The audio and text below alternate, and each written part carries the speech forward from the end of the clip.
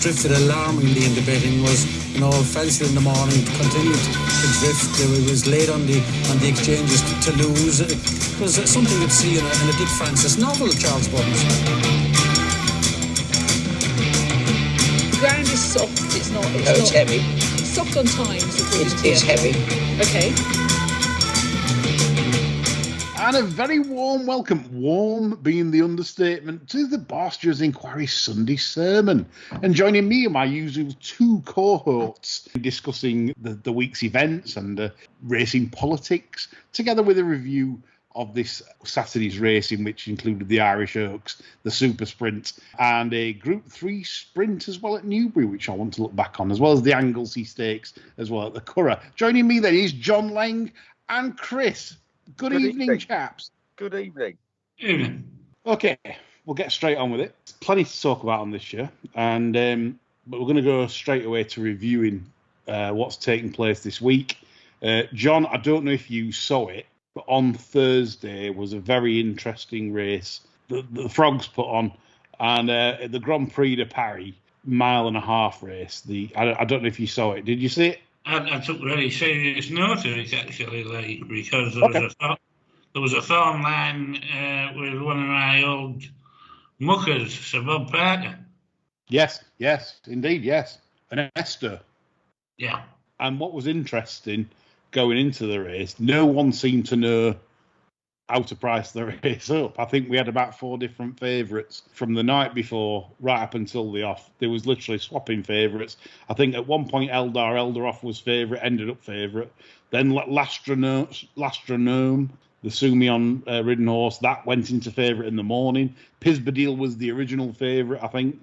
And then an Esther touch favourite, didn't go off favourite. So I don't think anyone knew what to bet. But then, like you said, John, the Sir Bob Parker run was a very impressive run from an Esther, because it gave them all start and a good licking in good sectionals. And then obviously I looked at the sectional times again for that race at Longchamp, the Grand Prix de Paris, and very impressive again. Really impressive late sectionals. This horse, for me, I'll make a bold statement, is either nearly as good, very nearly as good, or as good as the Eclipse winner Verdenne and Esther. Yeah, when you look at a line through the Ferguson horse, I think it's hard to rate him at that level at the minute, but you definitely say he's got the potential to rate that guy. Well, the thing is, if you look at the French Derby that they ran in, an Esther was drawn out in the car park, came home half a second quicker than Verdenne in the last. So, if you stop them at the top of the straight, the positions, and obviously they had to settle an Esther as well, because obviously there were no point in going forwards from that wide draw, which is impossible at Shanty to win from there. If you're dropping out, they probably knew that as well. That they just have to ride it and just see where they were. And I do think an Esther is up there with Verdenne. Obviously, the similar types, both got turn of foot. And it'd be fascinating for him to meet. An Esther reportedly targeted at the Arc de Triomphe. Will Hedge reported a break now, and they'll go for the Pre-Niel, an Arc trial, and then for the Arc, according to the trainer. But very impressive again. That shouldn't be underestimated. Okay, so that was one big Group 1 action that we had earlier in the week. We'll go now to yesterday, which featured some decent action. We've had better Saturday action, obviously, but some decent action. And we'll start at the Curragh, John. The 203 was the Anglesey Stakes, a Group 3 affair, won in very impressive fashion by Little Big Bear. Yeah, he's basically going forward at a rate at knots at the minute, isn't he? I quite liked Waterhouse in that. I thought Waterhouse ran well. He did. I think it ran its race. I probably Yosemite Valley. I tipped it up on the Friday show. Big Drifter as well on the machine, and on the went off at 9-1. I think I tipped it at 5-1, and it went off. I think it was like 18.5 on Betfair Yosemite Valley. So I'm thinking, has this lost 3 legs in transit? But no. Daddy's probably told the fetus what he's up against. And so the fetus knew his place. that afternoon. And the thing is, for me though, even though I didn't back a winner, I was still quite pleased that I said it would reverse form with the one that beat it at the Curragh, the second favourite, that Shanabal, which it did, and it beat the stablemate, which I also thought it would, and it was a bigger price. So I don't think Yosemite Valley lost nothing in defeat. What's interesting here, John, and I need to point this out to you, that the time of the race, despite like Little Big Bear looking very, very strong at the finish, as if more were to come, was quicker than the Scurry. It was quicker than Mr. Wagyu. Mr. Wagyu was really trapping, didn't it? So yeah, well, yes, I agree. Different type of race, so it can be dangerous. But when you've got like a 7-year-old sprinter rated 100 against a 2-year-old, the way you rate that race, I mean, Bad B coming into the race had an official rating of 99. If even if she's not ran to that, she would still have ran to sort of 94-ish, whatever. If you say Yosemite Valley's 96, which is a stern improvement from its debut, which I think it has, because you saw its debut, that brings Little Big Bear out at 111. And the point I'm getting at here is, if that's ran to 111, the first time it's ever tackled a distance like this, bearing in mind it's had runs over 5 and 6 furlongs so far. Yeah. This was 6.5, and it was very strong at the finish. In fact, that last furlong, it pulled 4 clear in that last furlong. I think already we're looking at definitely a Dewar standard horse. We're already there at that, because if you're saying you're into 111, that means you're in the top echelons of the betting in the Dewhurst. And I don't think 16-1 is unrealistic for this horse for the Guineas. I don't think it is on what I've seen. I don't think 16-1. I've seen worse prices. I've seen horses win races that get 8-1 quotes for next year's Guineas, 6-1 quotes. This is still 16-1 for next year's 2,000 Guineas. I don't think that is bad at all. It's an absolute standout from the perspective of what the mare's chucked out so far. Yeah, that's the one worry.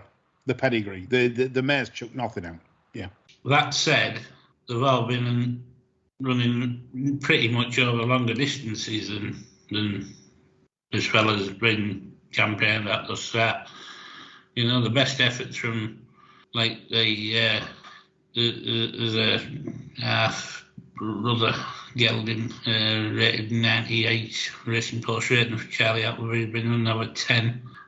Stuart Williams might be out well because out here he's had C on each. Oh, yeah.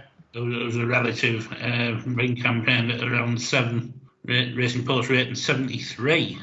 You know? I know it's not good, but they paid €320,000 for this, did the lads? You know, I mean, how much can you knock a horse because of what its mother's chucked out? It's a worry, but how much of a worry do you make it before you start thinking, well, I'm just being fucking stupid, eh? You know. This is why people like our show. You know, it's like most podcasts are like, you know, well, yeah, you just being fucking stupid. Yeah, you're right. The money that they shoveled on this, bearing in mind it was sort of about 4 to 5 in the morning. Yeah. You know, like even money, 10 to 11 night before, 4 to 5 in the morning. They've sent it off 2 to 5. Now, as if it might either it's come out of Ascot and they've sent it once, they've span it with something that we don't know about. Any listeners that work at Aiden's, you know, give us a nod on this. You know, as this horse like thrashed something for that to be 2 to 5, which it wasn't. It was never a 2 to 5 chance, was it? Before the race, it was just, you know, the sheer weight of application of cash, as Chris likes to say it sometimes. The improve for the application of cash, Chris. Yes, it's I mean, that's a big market move, isn't it? I mean, that's a monster. I would suggest it probably has beat something, because that's not, you know, that's a huge amount of dough, isn't it? It is 4 to 5 to 2 to 5 against good opposition. You know, I know it was like they might have looked at, well, it's just like Curragh maiden form, but maybe they had the angle on the fetus. The fetus might have said to Daddy that it wasn't. It was all right, but it wasn't all that. But, you know, that's the thing. We don't know the chit-chat on that. Anyway, we'll move on. It's it's got a lot to get through. The Irish Oaks, John, one of the worst Irish Oaks we've ever seen. A shocker. Yeah. I thought Toy tossed it. Yeah. I thought she came there to win the race and didn't go. Fair comment. And I thought Jessie's comments about this thing being fabulous next year were absolutely ludicrous. But as you said earlier, they'll probably keep the owners happy. Yeah, they were in attendance. I saw them, in and around the parade ring and stuff, and in the paddock. So I knew they were. It got the big entourage of them there. So clearly, I thought that run was slightly worse than the Ribblesdale. I'll give her 108 for it. Yeah, well, less than you, John. I gave the winner 105. Yeah, well, come now, Joe. I don't honestly. Yeah, I think she ran a little bit, like you said, John. I would say probably a length or two below Ribblesdale. I think a lot of these things, and we've seen a few of, especially fillies, come out of Ascot and just, I don't know if they run a bit flat. They just a bit flat after. If you run them within sort of like 3 to 4 weeks, they just, I don't know. So, some of them just seem a little bit, just lacking a bit. And I think Magical Lagoon is better than that. I do. I genuinely do. I think the Ribblesdale run was good. I think around 110 for the Ribblesdale.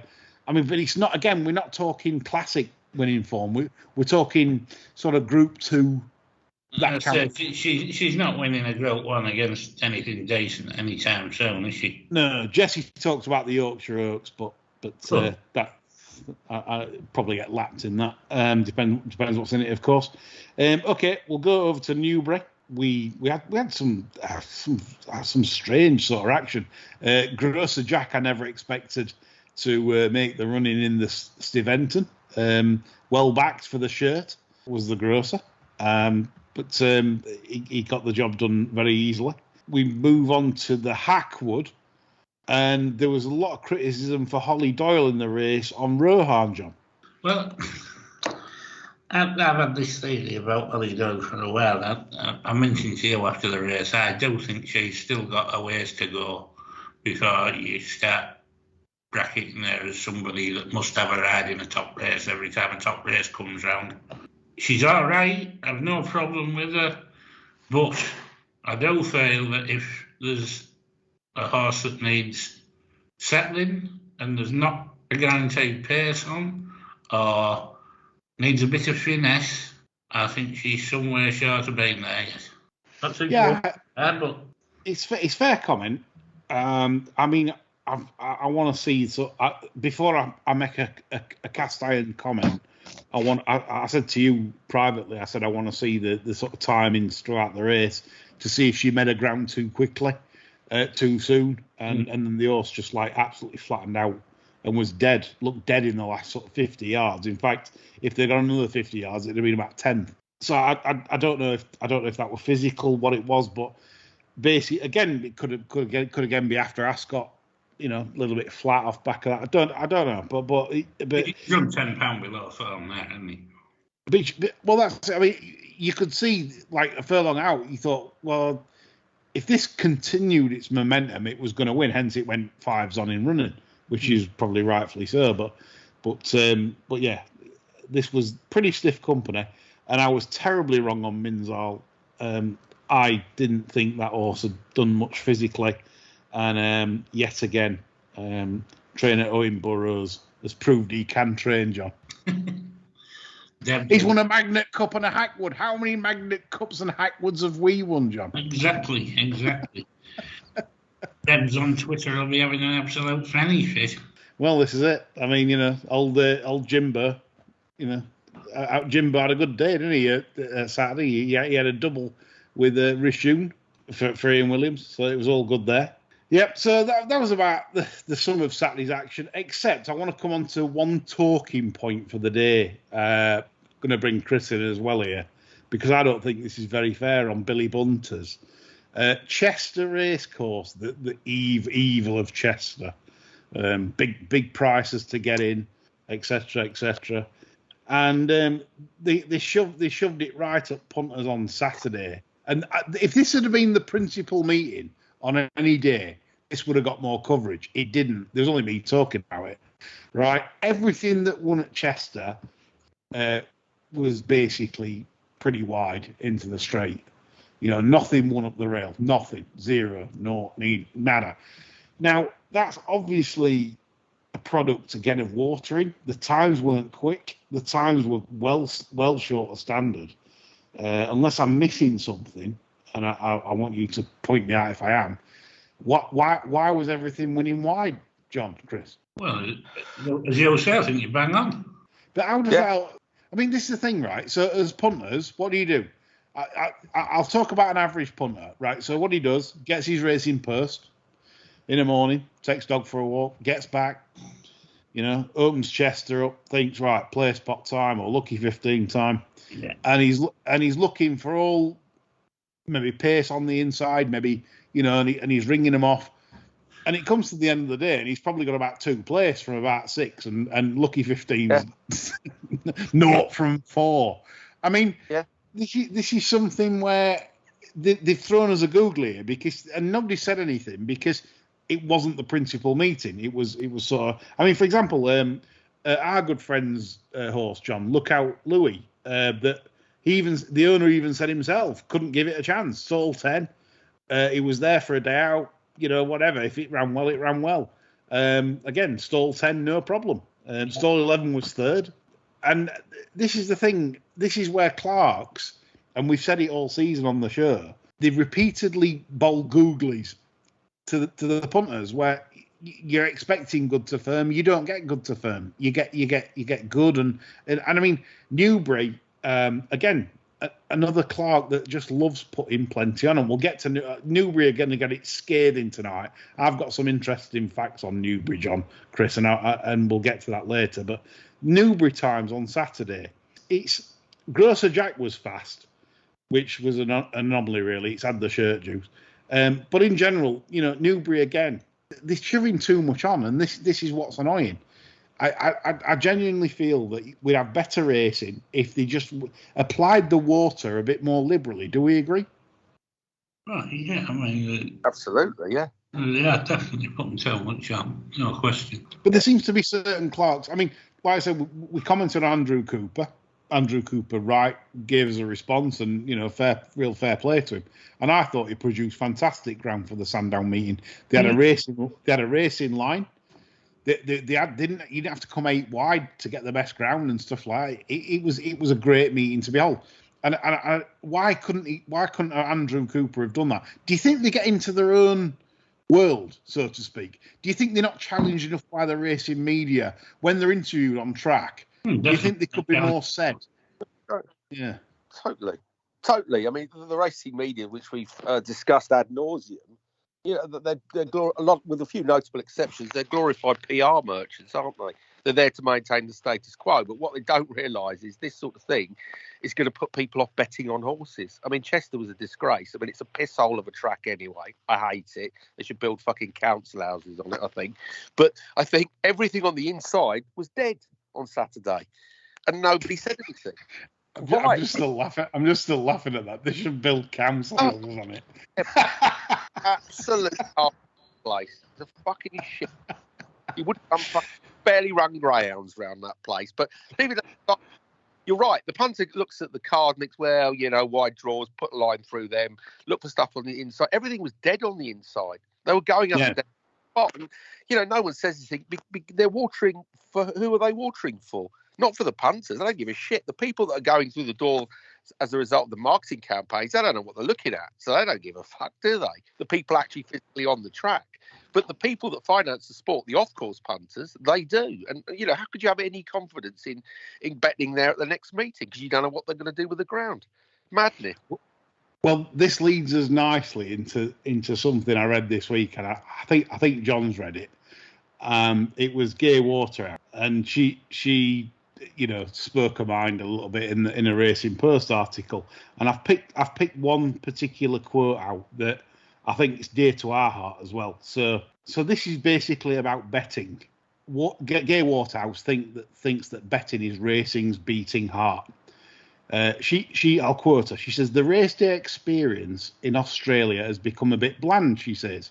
It's all about girls going to the races in very short skirts and getting terribly drunk, and the guys going there having no idea how to have a bet with the bookmaker, no idea whatsoever in how to place a bet, not even being educated on the topic at all.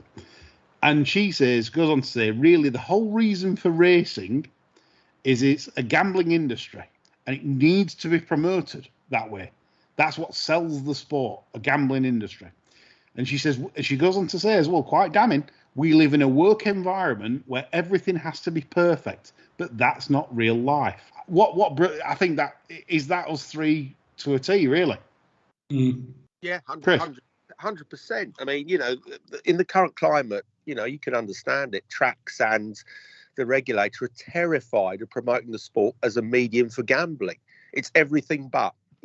Absent the fact that gambling funds the sport, it's a day out, it's a social event, it's eating and drinking, it's kids and bouncy castles, it's pop concerts, but it's everything except gambling. And nobody wants to promote it as a medium for betting. They'd rather promote a piss up and a knife fight. Yeah, they would. Than a bet. They absolutely would. They absolutely would, because gambling is right at the bottom of the totem pole in terms of, acceptable pastimes. You're right. Getting drunk's better than having a bet. How have we got to that position? How have we got to a position where it's acceptable for someone to fall on the floor, be absolutely out of the face? Same with ladies that do the same, and it's a bit of a laugh. It's like, but then idiots ashamed of the product in key positions. Yeah, Something like that. People who don't understand gambling, if I've got no background in betting, like the Gambling Commission, the sport is regulated by people who I dare say have never had a bet and don't understand the importance of the culture that underpins racing. They'll look at the spreadsheets and say, oh, yes, betting revenue funds the sport, but it's part of the fabric of racing. You take away betting, and it's just horses running around a field. Which is fine. People will go and watch that, but it's not going to be elite sport if you remove the betting angle, and it's part of the fabric. The ring's dead. That used to give vibe, a positive vibe, and the cut and thrust of the betting ring, that's gone. So the actual engine of the sport, the betting, the life has been sucked out the betting ring. So effectively, you do have horses running around a field with a stadium, and that's it. Been allowed to happen. Do we blame lack of education? What I'm saying here is, when I was growing up, when I were a lad, I read books. I learned a lot of techniques. I learned calculus, how to work out bets like quickly and stuff like that. I learned all the terminology of racing was one of the first things I learned, and I picked up a lot on track as well. But at the same time, I can't ever recall myself asking a stupid question, ever. Like when I was a nipper at 16, 17, 18, betting on course and having bets with bookmakers, stuff like that, I never recall myself asking, is this race a quarter or a fifth the odds, or what's on each way bet? What's, what shall I back here? But the way bookmakers have marketed the sport over the last few years has been cleverly targeted towards people who are divs. Look at the adverts, people sitting around, first goal scorer, first header. They don't want to educate people into the nuances of betting, the intricacies. What they just want is people through the door, drunk, having bets of all sorts. They don't want to educate people because it affects the bottom line, and that's kind of affected the way in which the sport has been marketed by the regulator and by the people that run the sport. The archetypal person they want through the door at racecourses. You see them. ITV Racing interview these people, and it's primarily a younger audience, because years ago people said, oh yeah, we need to get more young people in. When I was going racing as a kid, it was an old person's sport. It was older people, but now you go racing, it's a different demographic. But they're not educating these people. They're just saying, oh, it's a lovely day out, get drunk, do whatever, have a fight and go home. But so that generation of people that would have had a bet in the numbers required to finance the sport, they're being left behind. They aren't the sort of people that are going to stick with the sport through thick and thin. they're occasional punters when they attend the races. But then added to that, we find ourselves promoting other things within racing, like you've just said. I mean, is it a wonder then we've attracted drunks, ITV promoting gin stands, and come and have a lovely gin, and and a glass of champagne, blah blah blah. But there's very little like education on betting. I find it very weird how the sport itself, right from the BHA to big bookmakers and big corp, that are welcoming this. Like the gambling harm lobbies have got in. We've got a gambling review. This could be with mega restrictions, but they seem to be all welcoming this, which is right. I'm not saying necessarily welcoming it, but they're not putting up a fight.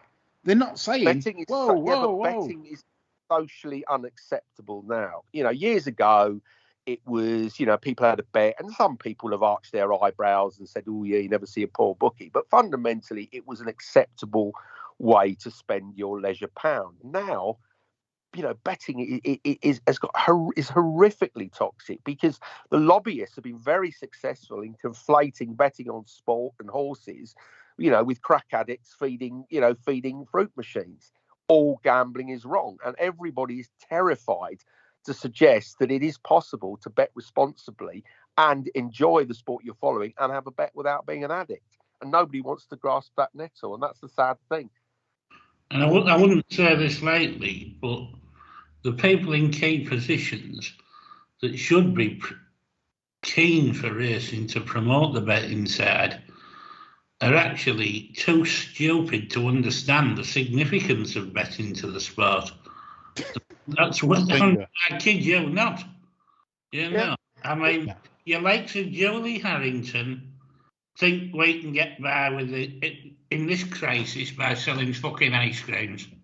Yeah, it's bollocks. So does the kilt, John. But the thing is, you see, whilst they will all acknowledge that the sport is funded by betting and they'll have spreadsheets showing that, what they don't understand is the cultural significance that betting has on the sport. It is part of the DNA of racing, and they don't get that because they are not punters. They are not embedded in the sport. They're not serious followers. So they'll nod and say, oh, yeah, we know betting is really important because this spreadsheet tells us. But it's more than the way the sport's funded. Betting is intrinsically linked to horse racing. You remove the betting, it's just animals running around a field, as I said earlier, and it's a different sport. So, but no one wants to grasp that because they don't understand because they're not part of it. Well, the thing is, the worrying thing is the governing bodies, the BHA, the Jockey Club. The Jockey Club, for example, has spent £1.6 million on a recent advertising campaign with Jermaine Genus. Promoting sport to the younger audience, which I'm all fine with. All fine with promotion. Yet again, betting is nowhere to be seen. None at all. Except chaps. Except when the Jockey Club want to put fruit machines in at Cheltenham. Yes. Yeah. Let's have some fruit machines in at the fairs to rinse them a bit more. Again, it's like by stealth. They don't want to admit it. They don't want to admit that betting is what drives the sport. None of them do. But they'll happily stealthily put some fruit machines in at Cheltenham, and absolutely rinse people. But nothing will be said. And now it's too late for them almost to go out and sort of promote betting as horse racing as a vehicle for betting because they've done fuck all for the last 5 years. The anti-gambling lobby has now developed a real head of steam. They haven't stood up to it. Now it's too late. The anti-gambling lobby is too powerful. There are too many voices. And if the Jockey Club or the BHA were to jump up and say, oh, gambling's a good thing for racing, they'd be smashed to pieces because they've missed that boat. They should have stood up to them when the Shiltons of this world and all these kind of people were standing up saying, oh, well, bookies are terrible, betting's terrible. But they didn't. And the Racing Post are the same. They remained silent because they were getting on fancy prices. And now people like Bruce Millington and Richard Birch are squealing like stuck pigs because of restrictions and and requirements to provide income information. they're all too late, and it's all very well, the one or two lone voices in the media did run programs about it. Yeah, Lydia and I think Steve Mellish did something a while back, but that was it effectively, because everybody else was getting on. So fuck the punters, we're all right. We can get best prices with 365. Everything's great. And that's it. It's short-termism, and all of these people, as John has said previously, operate out of self-interest. They are salaried employees. They are, artisans. They're there for a short period of time, milk the salary, the pension, the car, and then move on to something else. And that's the problem. And it's too late now, I think.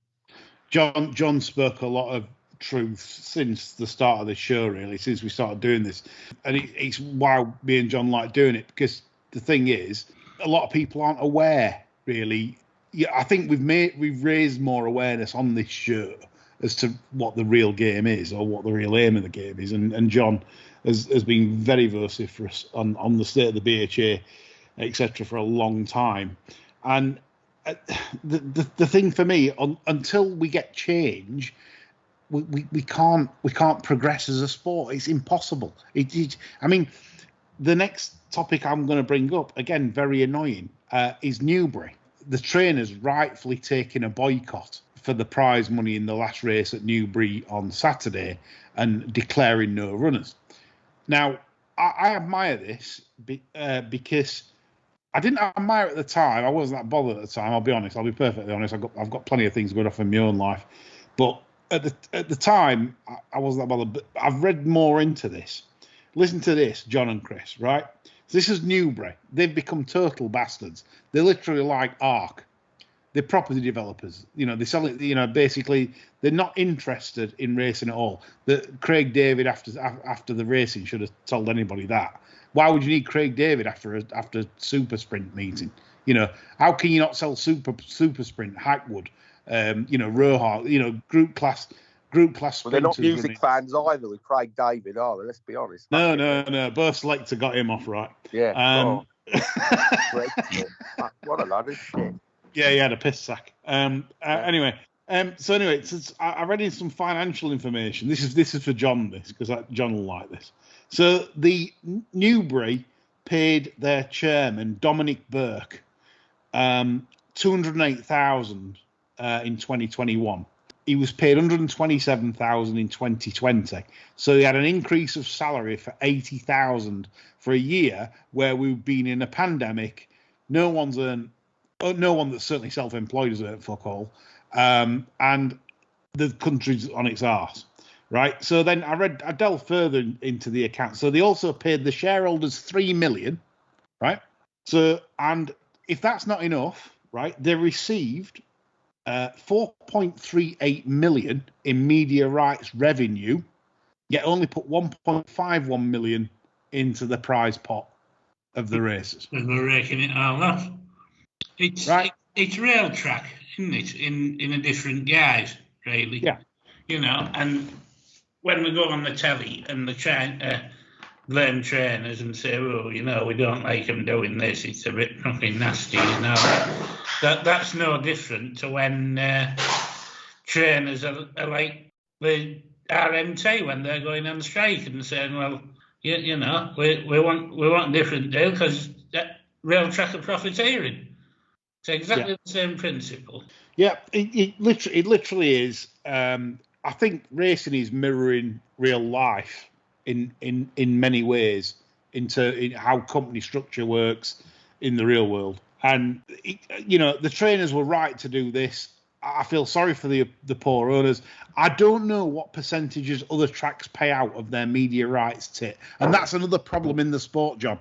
The race tracks are absolutely raking it in media rights money. They don't need the punters. They don't need punters going racing.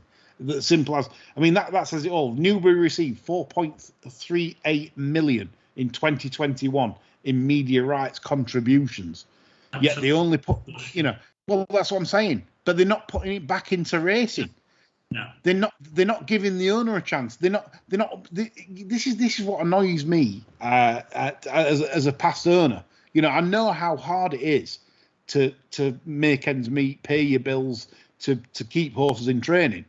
And punters are saying punters are the lifeblood of the sport. They deserve better products. They deserve a better product to bet on. It's rotten. The whole thing is rotten, from the top to the bottom. It's rotten. Like you said, John, there's so many, and Chris said the same, there's so many self-interests here. There's so many people self-interested in themselves, taking it out, take-out merchants. Like Barney Curley said, take out. No one is putting back in. No one is energising the sport and saying, right, this is what we need to do. And I think this is why we do this pod, because out of frustration. We can't solve it because there's that many factions to solve that it's very frustrating. But we hope we can explain to listeners how wrong this all is. It's not the fact there's not enough money. It's not the fact that everyone's skint. It's the fact that there's certain people taking too much out of the sport, and this needs outing. Okay, we'll kick on. Just a quick mention for Kilbeggan's stable staff. Absolutely love what you did at the Kilbeggan night meeting last week when stable staff went on strike for about 20 minutes, delaying racing. And the reason was it was a very hot evening. There was a half-mile walk from the stables to the parade ring for the ferrying horses backwards and forwards, and the track refused to supply them with water, chaps. Tin pot executives treating the little people like shit again. Yeah. Well, they've got no water left. They've slung it all on the fucking track. There's no water left. Not their fault. Then the trainers, man. But the thing is, to be honest, I genuinely believe in summer jumps racing. I don't believe that we should do away with summer jumps racing. But what I do believe is when there are certain tracks that need to chuck on half of the Thames or half of the River Trent just to get a racing surface, then it's not really viable, is it? Absolutely not. You jump in. You need a bit more dig in the ground. You shouldn't be running on ridiculously like charred ground. So I don't know. Everything's got its place, but there shouldn't be jump racing in June, July or August for me. No, I think. I mean, some jump jockeys have actually expressed this opinion as well. They've said that there should be a longer break for them. They're operating all winter. Jump racing is a much tougher sport than the flat in terms of jockeys. You're falling off. You're getting kicked by horses when you fall off. It's not much fun. Getting chucked off an horse at 30 mile an hour. And it's either lots of injuries. It's long seasons. I don't like you said, John. I don't really see the selling point, especially when it's not that much quality racing. You look at the standard of racing on summer jumps, and it's 0 to 105 handicaps. It's crap. Absolutely no need for it. No, nobody asked for it. No, I can't remember anyone asking for it either. But anyway, there we go. One final topic then, which has been discussed at length by a lot of people this week, and I'd like to get both your opinions on the whip. They've come up with a sort of plan that it's in the backhand position from now on, no more forehand. I wrongly accused Luke Morris earlier on in the week and said, well, that's him, fuck then. But then I was politely told by Dominique Hamblin to take a look at his whip action over the years, and I concede I've never noticed. Luke Morris does the old, looks like he's bashing it into oblivion, but it's always in the backhand position, John. Well, if it's in the backhand position, obviously it wouldn't knock the skin off a rice pudding. Well, that's it. End of. The backhand position for everything now in life. That's how you make it safe. And all these antis and everything. I'm looking forward to the increase in turnover. Because once all these animal lib nutters find out the whip's only getting used in the backhand position, they'll all be queuing up to bet on the sport. Yeah, absolutely. Yeah, they should absolutely be embracing it. I mean, the fact that these antis, more or less class racing alongside bullfighting, it's that's the thing. There's no let up. I mean, Rules, they think it's that thing like they have in Spain where they take a donkey up on a tower and drop it 100 foot into buckets of water. Yeah, and you can't read. The problem is, you see, racing has made a mistake by trying to reason with these people. You know, a cursory glance of social media reveals that you cannot argue with these people. Same with gambling, they are prohibitionists. They're not interested in reducing harm for gambling or animal welfare. They want to stop it completely. And nobody seems to acknowledge the fact that you're not dealing with rational people.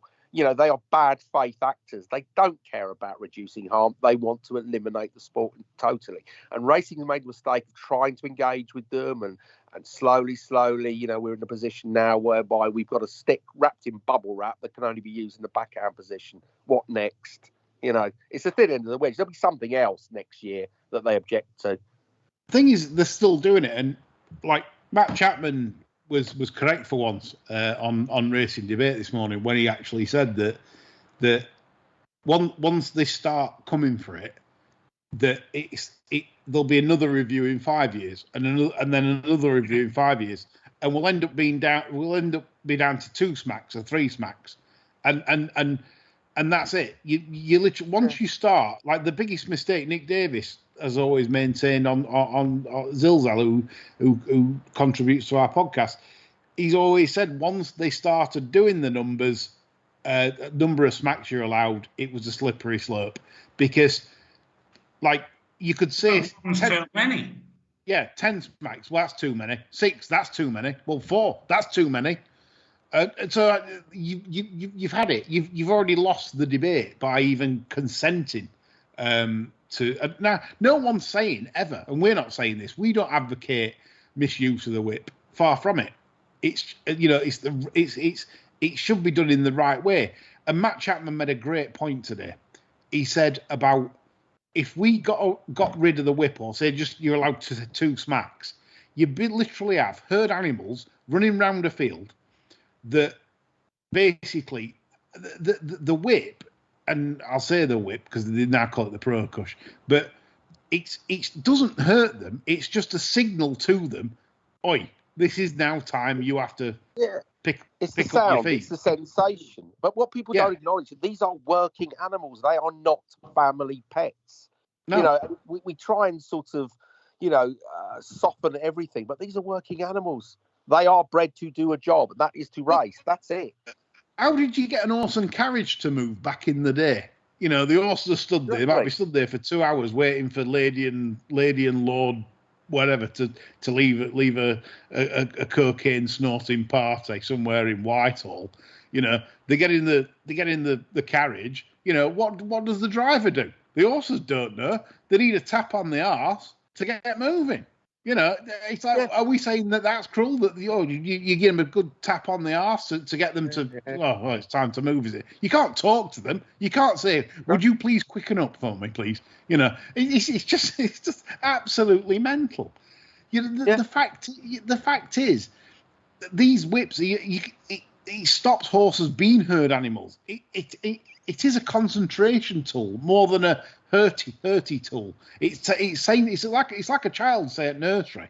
You know, obviously now we can't bash children either, but we might say to a child that's been naughty at nursery, "Oi!" You know, and raise your voice and say, "You don't do that." You know, it's the same, but horses won't understand that. You've got to. You know, the only way you get through to them is like saying, "This is now time to quicken up." So.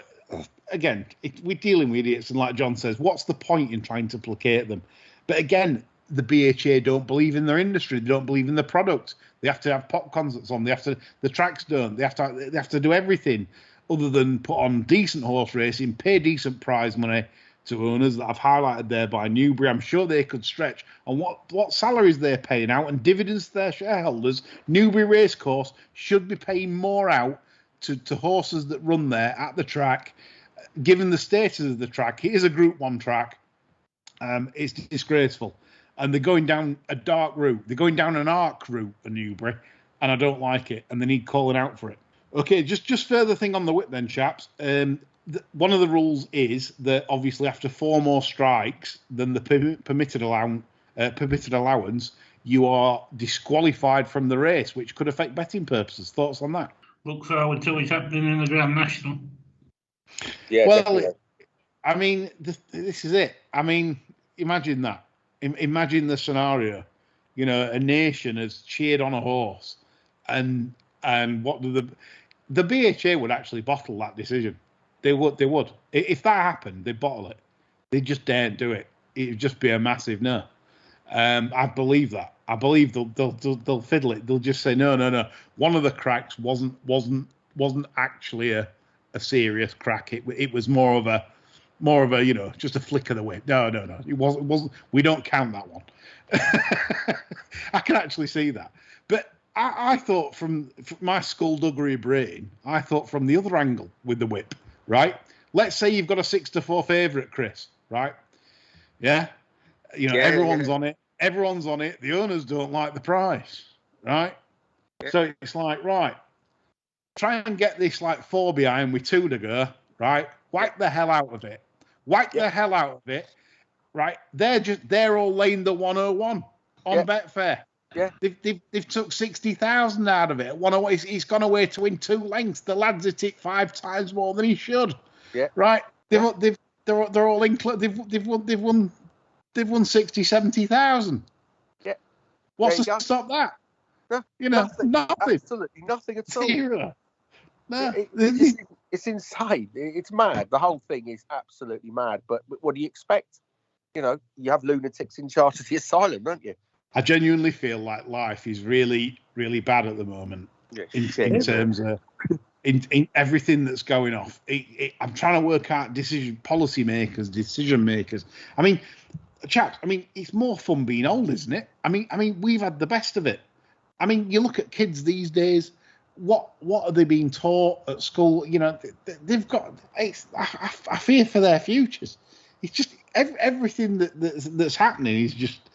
It's bizarre. All these rules, it's just crazy. It's driving me insane. But it is what it is. But onwards and upwards we kick, I think. Anything else to add this week, John? Any Jimmy Lindleys? No. There was a mare running on in the amateur ladies derby thing at the Curragh on Saturday, but I thought better of it. I think everybody spotted it. So. Just mention it anyway. I don't mind an obvious one. It was 5 zeros. 5 zeros, yeah. Fast turning into the straight. Amy Jo Hayes Road, it's allowed £7 against amateur jockeys. That's not an ideal situation anywhere. Plenty to do at the Curragh. As finished up breaking 4 lengths, was a good 15 lengths off the pace turning in. Game as a pebble. Love it. So 5 zeros for John. Bit of an eye catcher, but he says everyone spotted that. I didn't. Bit of a. I'm an idiot there. Remember, I said Minzal hadn't trained on. There we go. That tells you what idiots are. So I hope you enjoyed this show because we did. We've had a really good chew the fat session because we had a lot to go through.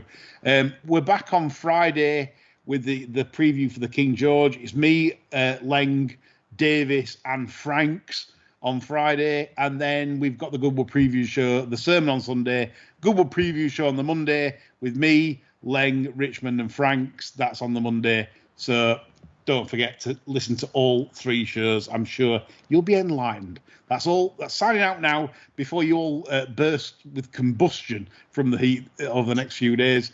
That's all from me, John and Chris. See you later. Right, the show's over, boys. Thank you very much.